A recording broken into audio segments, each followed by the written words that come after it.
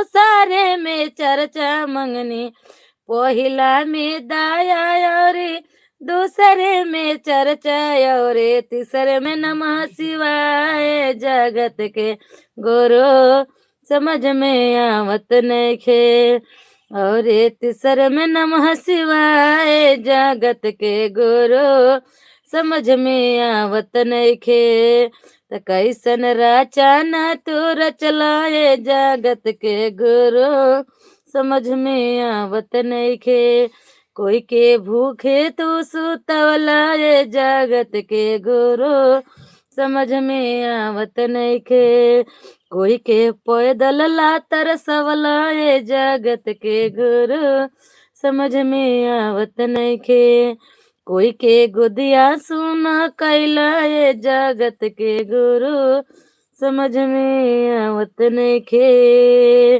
हर हर महादेव, मैया भवानी की जय।